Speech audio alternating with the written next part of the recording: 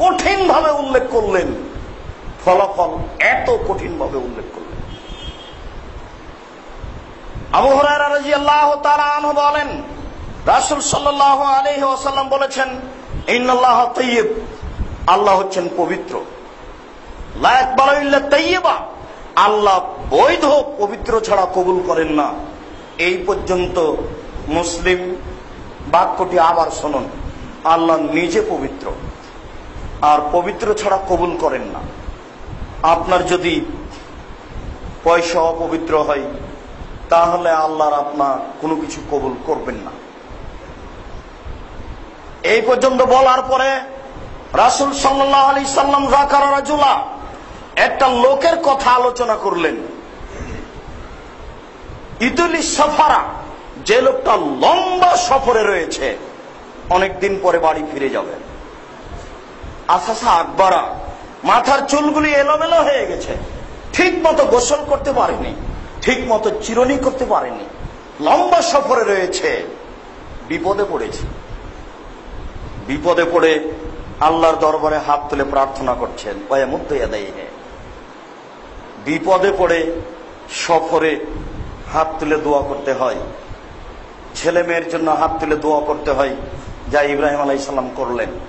বিপদে পড়ে হাত তুলে দোয়া করতে হয়, চন্দ্রগ্রহণে হাত তুলে দোয়া করতে হয়, সূর্যগ্রহণে হাত তুলে দোয়া করতে হয়, যুদ্ধক্ষেত্রে হাত তুলে দোয়া করতে হয়, কবরের পাশে গিয়ে হাত তুলে দোয়া করতে হয়, কবরের শাস্তিকে লক্ষ্য করে হাত তুলে দোয়া করতে হয়, পানি চাইতে গিয়ে সবাই মিলে হাত তুলে দোয়া করতে হয়, কাবা ঘর দেখে হাত তুলে দোয়া করতে হয়, সাফা পাহাড়ে উঠে হাত তুলে দোয়া করতে হয়, মারওয়া পাহাড়ে উঠে হাত তুলে দোয়া করতে হয়, আরাফার মাঠে হাত তুলে দোয়া করতে হয়, মুজদালিফার মাঠে হাত তুলে দোয়া করতে হয়, পরের 2 দিন পাথর নিক্ষেপ করার পরে হাত তুলে দোয়া করতে হয়। মানুষের জীবনে একটা গুরুত্বপূর্ণ ইবাদত হচ্ছে হাত তুলে দোয়া করা। মানুষের জীবনে অতীব গুরুত্বপূর্ণ একটি কাজ হচ্ছে হাত তুলে দোয়া করা। রাসূল সাল্লাল্লাহু আলাইহি সাল্লাম বলেন, আল্লাহ বড় লজ্জাশীল। কে যদি হাত তুলে দোয়া করে, আল্লাহ তার খালি হাতকে ফিরিয়ে দিতে লজ্জা পান। আল্লাহ বড় লজ্জাশীল।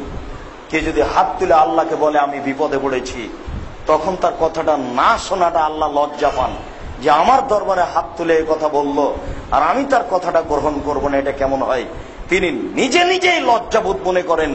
তাহলে তিনি সৃষ্টিকর্তা, তিনি যদি লজ্জাবোধ মনে করেন, তাহলে আপনার কথা গ্রহণ করবেন না? মানে অবশ্যই করবেন। আপনার জীবনে অতীব গুরুত্বপূর্ণ কাজ হচ্ছে হাত তুলে দোয়া করা। রাসূলের পদ্ধতিতে হাত তুলে দোয়া করতে শিখুন। নামাজের সলাতের পরে সবাই মিলে হাত তুলে দোয়া করলে আল্লাহ রাসূলকে উপেক্ষা করা হবে। জানাজার পরে, সভা সমিতির পরে, আপনার ওই ঈদের পরে, ঈদের মাঠে কোন বৈঠকে, আপনার বিবাহের বৈঠকে, যে কোনো জায়গাতে পানি চাওয়া ব্যতীত সবাই মিলে হাত তুলে দোয়া করলে আল্লাহ রাসূলকে অপমান করা হবে।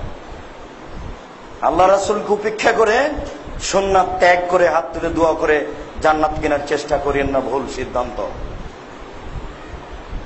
তারা 15ই শাবানে এত জোরালো ইবাদত করে যেন জান্নাত কেনার চেষ্টা না করে। রাসূলের পদ্ধতি ছাড়াই বিকল্প পদ্ধতিতে ইবাদত করে আল্লাহ রাসূলকে অপমান করে জান্নাত কেনার চেষ্টা করে না যেন কেউ। বলছিলাম, সম্মানিত মসজিদের মুসল্লি, লোকটি বিপদে আছে, বিপদে পড়ে হাত তুলে আল্লাহর দরবারে দোয়া করছেন, কিন্তু ঘটনা হলে আল্লাহ রাসূল বলছেন, মাতামুহু হারামুন, তার খাদ্য আছে হারাম, মাশরাবুহু হারামুন, তার পানি আছে হারাম, মালবাসুহু হারামুন, তার পোশাক আছে হারাম, গুজিয়া বিল হারামে, তার জীবিকা নির্বাহ হারাম। আন্না ইস্তাজাবা লাহু, তার দোয়া কি করে কবুল হতে পারে? অসম্ভব, তার দোয়া কবুল হবে না। মুসলিম, এই কথা রাসূল সাল্লাল্লাহু আলাইহি ওয়াসাল্লাম বলেন। এই জন্যই ইবাদতের আগে উপার্জন, উপার্জনের বিষয়টি আগে, ইবাদতের বিষয়টি পরে। ইমাম বুখারী একটা বুখারী শরীফে বিদ্যার অধ্যায়ে আলোচনা করছেন, আল ইলমু কাবলাল কওলিল আমালে, কথা ও কর্মের পূর্বে বিদ্যে। কথা ও কর্মের পূর্বে তুমি জেনে নাও যে কোন কর্ম করব আর কোন আমল করব আর কোন কথা বলবো। কর্ম করার পূর্বে, কথা বলার পূর্বে তুমি আগে জেনে নাও এটা ঠিক কি বেঠিক। ইবাদত করার পূর্বে আপনি সিদ্ধান্ত নিয়ে ফেলুন যে এই রুজি আমার বৈধ না অবৈধ। হজ করতে গেলে